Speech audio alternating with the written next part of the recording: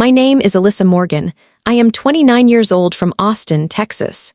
Have you ever been labeled the failure in your own family, no matter how hard you tried to prove them wrong? What if every reunion felt like a silent judgment, every glance a reminder that you didn't measure up? And what would you do if the same people who mocked your struggles suddenly had to face your success, right in front of everyone? Would you stay quiet, or finally reveal the truth that changes everything? Because when I stood up at that reunion and shared one number, just one, it didn't just silence the room, it exposed everything they thought they knew about me. You know how every family has that one person they quietly, or not so quietly, decide isn't going to make it? Yeah, that was me. It didn't start all at once. It was small at first. A disappointed look from my dad when I brought home a C, instead of an A, my aunt comparing me to my cousin, who was already winning science fairs at 12. My mom saying things like, "Why can't you just be more focused?" But over time, those little comments turned into something heavier, something that stuck to me no matter what I did. By the time I hit high school, it wasn't just criticism anymore, it was a label. The careless one, the lazy one, the one who just doesn't have it. And the worst part, they didn't say it like they were trying to help me. They said it like it was already decided, like my story had already been written and I was just playing my part. I remember one specific moment like it happened yesterday. We were all sitting at a family dinner, and someone asked about college plans. My cousin confidently talked about pre-med, another one mentioned law school, and when it got to me, I hesitated. I wasn't sure yet. I said I was still figuring things out, and my uncle laughed. Not a small chuckle, a full, loud, dismissive laugh. He said, "Of course you are." Everyone else kind of smiled awkwardly, but no one corrected him. No one said, "Hey, that's not fair." It was like they all silently agreed. That moment, it did something to me. It wasn't just embarrassing, it was defining. From then on, I started noticing how differently they treated me. If I made a mistake, it was expected. If I succeeded, it was luck.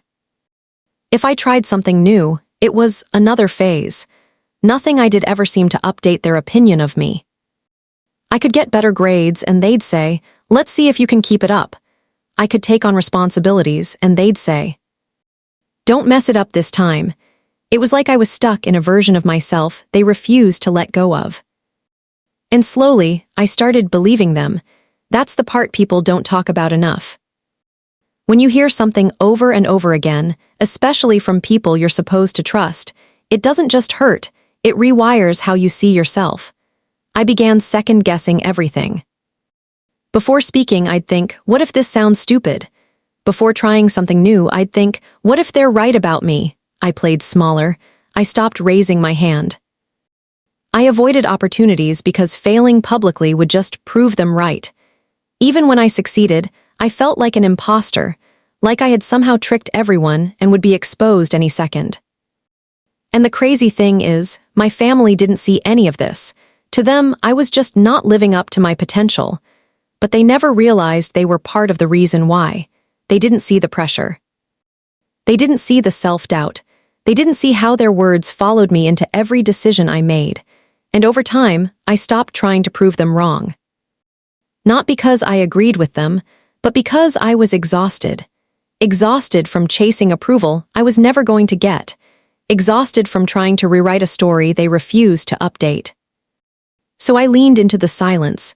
I kept my plans to myself. I stopped explaining where I was going or what I was doing. If they already thought I was a failure, then fine. Let them think it. But deep down, something was still there. A small, quiet voice that kept saying, "This isn't who you are." And even though I didn't have the confidence yet, I held onto that voice. Because one day, I knew I wouldn't just question their label. I would break it. There's something powerful about being underestimated, but only if you survive the part where it breaks you first. After years of being labeled the failure, I stopped trying to prove anything to my family. Not because I didn't care, but because I realized no amount of explaining would ever change their minds. Every time I tried to share a plan, they'd poke holes in it. Every time I showed progress, they'd downplay it. So one day, I just stopped talking. No big announcement, no dramatic moment. I just quietly decided that if they were going to misunderstand me anyway, I'd let them. And instead of wasting energy defending myself, I started investing that energy somewhere else. Into me. At first, it didn't look impressive. Honestly, if anyone had seen my life back then, they probably would have said, "Yeah, she's still struggling." I was juggling multiple jobs, nothing glamorous. Early mornings, late nights, sometimes running on 4 hours of sleep. I wasn't posting about it. I wasn't telling anyone. To the outside world, especially my family, it looked like I was just drifting. But what they didn't see was what I was building behind the scenes. I started learning things no one around me valued, skills they didn't understand. I'd spend hours online, teaching myself, watching videos, taking notes, failing, retrying. There were nights I felt completely lost, staring at my screen thinking, what am I even doing? But I kept going, because for the first time, I wasn't doing it for their approval. I was doing it for me, and that changed everything. Because when you stop chasing validation, you start focusing on growth. I remember one phase where everything felt like it was falling apart. I lost one of my jobs unexpectedly, bills were stacking up, and for a moment that old voice came back. See, they were right about you. That thought hit hard, harder than I expected. It almost pulled me back into that version of myself, the one who believed she wasn't capable. But this time, something was different. Instead of giving up, I got quieter. Not defeated quiet, focused quiet, I doubled down. I worked longer hours, I cut out distractions. While everyone else was celebrating weekends or posting their highlight reels, I was in my room figuring things out piece by piece. No applause, no encouragement, just discipline. And slowly things started to shift. Not overnight, not dramatically, but enough for me to notice. A small win here, a little more confidence there. A skill that finally clicked after weeks of frustration. It wasn't loud success, it was invisible progress. The kind nobody claps for, the kind nobody even believes is happening, and honestly. That was the hardest part, because there were moments I wanted to tell someone, to say, hey, I'm actually doing better, I'm figuring things out. But I knew how that conversation would go, doubt. Skepticism, maybe even another joke, so I kept it to myself. I let them think I was still lost. I let them believe I had no direction. Because while they were holding onto an old version of me, I was quietly becoming someone they wouldn't recognize. And here's the truth most people don't understand. Silent growth feels lonely. There's no validation, no reassurance, no one telling you you're on the right path. You're just moving forward, hoping it all makes sense one day, but it also builds something powerful, resilience. Self-trust, independence. Because when no one else believes in you and you keep going anyway, you start to realize something. You don't need their belief anymore. By the time things really started working out for me, by the time the results were undeniable, I had already changed on the inside. I wasn't that girl chasing approval at the dinner table anymore. I was someone who had built something real in silence. And the craziest part, the people who thought I was doing nothing had no idea I was preparing for a moment that would change everything. When the message about the family reunion popped up in the group chat, I just stared at it for a long time. Same place, same people, same energy, it was almost predictable. The kind of event where everyone shows up dressed nicely, smiling on the outside. But underneath, it's just quiet competition, subtle comparisons. And those little comments that hit harder than they should. I didn't reply right away. In fact, my first instinct was simple. Don't go. Why would I? I already knew how it would play out. Someone would ask what I was doing with my life, not out of curiosity, but out of habit. Someone else would bring up my cousins and their achievements. And then there would be that moment where all eyes would shift to me, waiting for an answer that never felt good enough. I had lived that scene too many times. So I put my phone down and tried to ignore it, but the messages kept coming in. People confirming, sharing travel plans, talking about how it had been so long and how it would be nice to have everyone together again. And then my mom called. Her voice was casual, but there was something underneath it. She said, "You should come this time. Everyone's been asking about you." I almost laughed, not because it was funny, but because I knew exactly what that meant. "They've been asking about you" wasn't concern. It was curiosity. The kind that comes with raised eyebrows and assumptions already made. Still, I told her I'd think about it. That night I sat alone, replaying every past reunion in my head. The jokes, the looks, the feeling of being the example no one wanted to follow.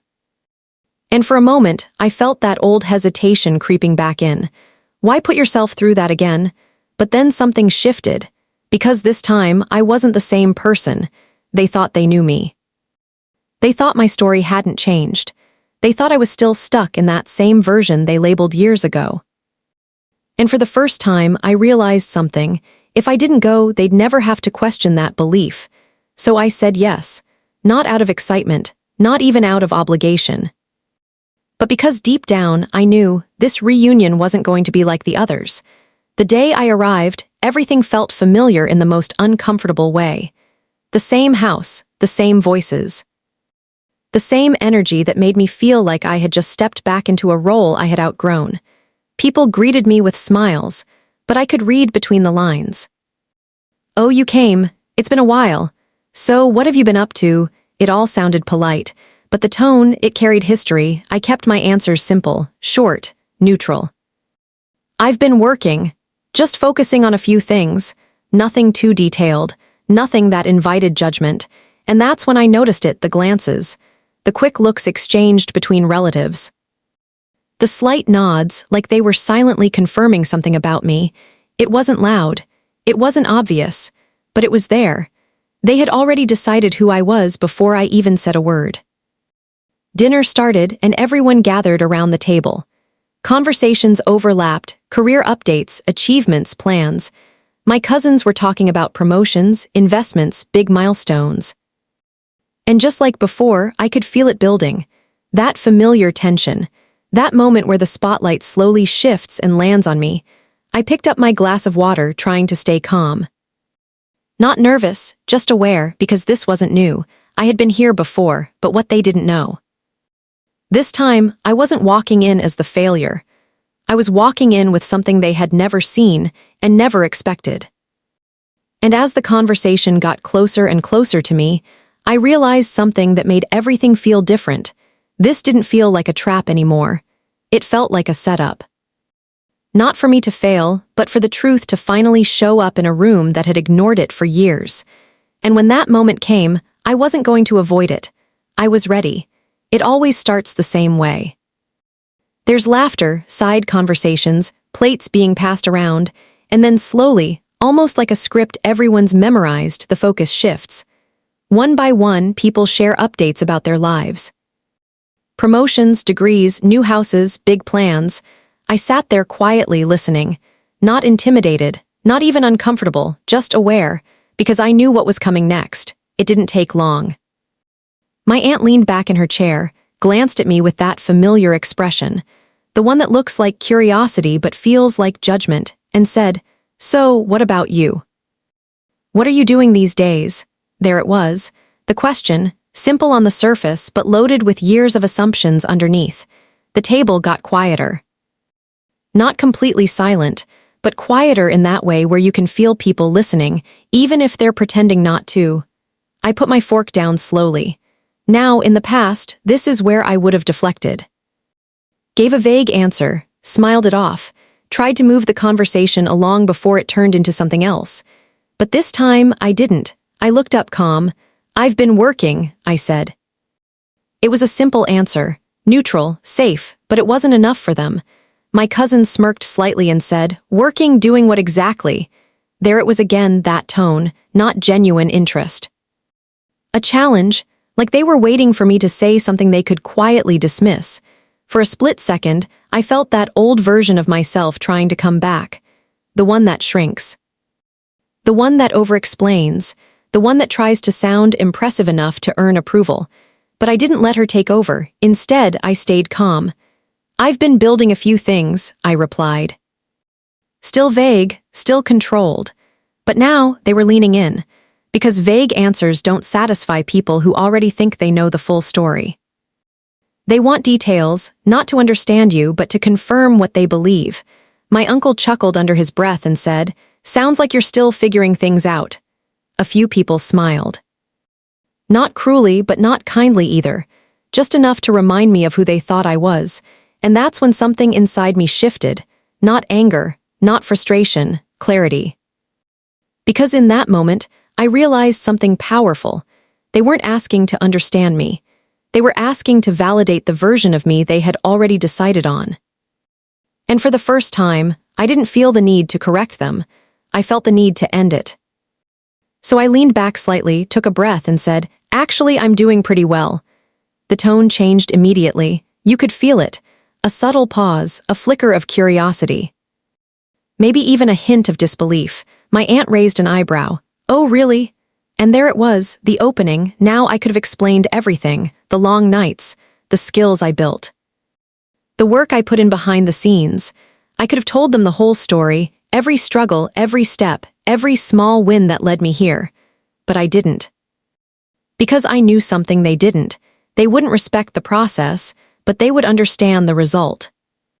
So instead of giving them a long explanation, I gave them something they couldn't argue with. I looked around the table, at every face that had ever doubted me, labeled me, dismissed me, and I said it. Calm, clear, no hesitation. I built my net worth to just over 7 figures. No smile, no arrogance, no emotion, just truth, and for a second nothing happened. It was like the words didn't register, like the room needed a moment to catch up to what I had just said. My cousin blinked. My uncle's smirk disappeared. Someone shifted in their seat. Another person looked down at their plate, and then silence.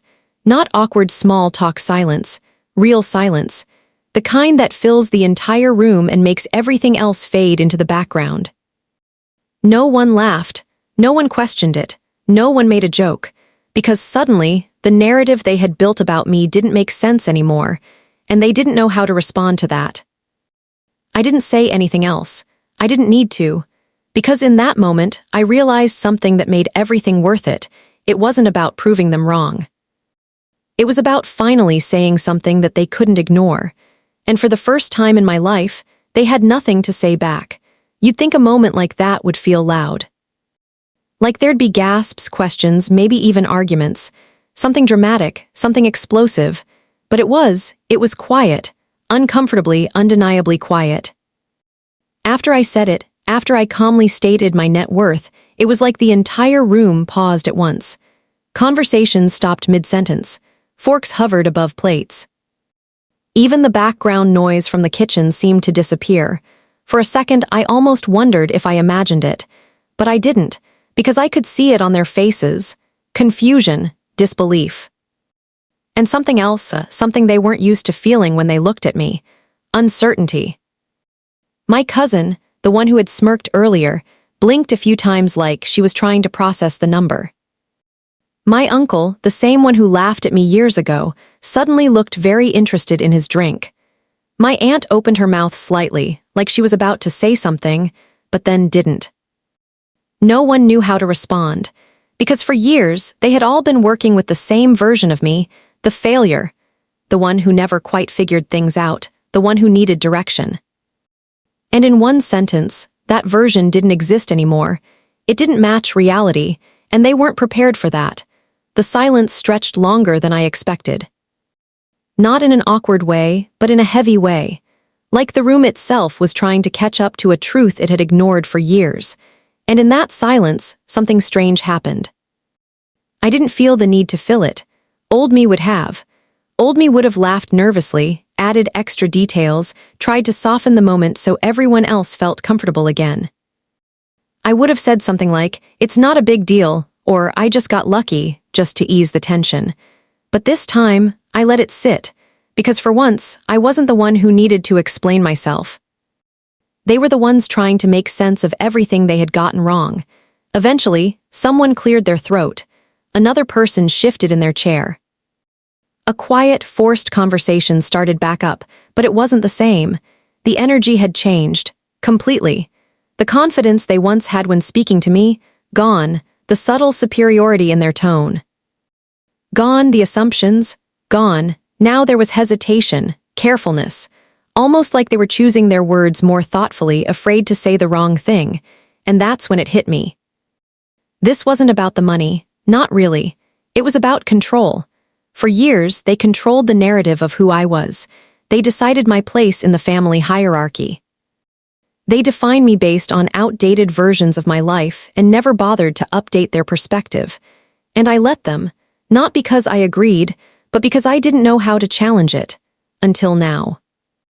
Because in that one moment, without raising my voice, without arguing, without defending myself, I took that control back. And the silence, that was proof. Proof that they didn't have the same power over me anymore. Proof that their opinions no longer defined my reality. I glanced around the table again, but this time, it felt different. I wasn't looking for approval. I wasn't measuring myself against anyone else. I was just observing, seeing them, not as judges or critics, but as people who had been wrong about me for a very long time. And for the first time, that didn't hurt. It felt freeing, because I realized something important in that moment. Closure doesn't always come with an apology. Sometimes it comes with a shift. A shift in how people see you, a shift in how they speak to you, a shift in the space you occupy in their minds, and sometimes it comes in the form of silence. I didn't stay much longer after that. Not because I was upset, but because I didn't need anything else from that room. I had already gotten what I didn't even realize I was waiting for. Not validation, not recognition, just peace. As I walked out, I felt lighter. Not because of what they thought of me now, but because of what I finally understood. I was never who they said I was. And I didn't need another word from them to prove it. Because sometimes, the loudest victory you'll ever have is the moment they can't say anything at all. If this story hit you on a personal level, if you've ever been underestimated, judged, or labeled by your own family, don't stay silent anymore. Drop a comment below and tell me. Have you ever been called the failure, and how did you prove them wrong? I read every single one. And your story might inspire someone who feels exactly the way you once did. And if you believe success is the best response to doubt, hit that asterisk like button asterisk and asterisk. Subscribe to the channel for more powerful, real-life stories that remind you of your worth.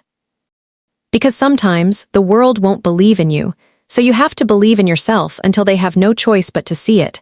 Fire.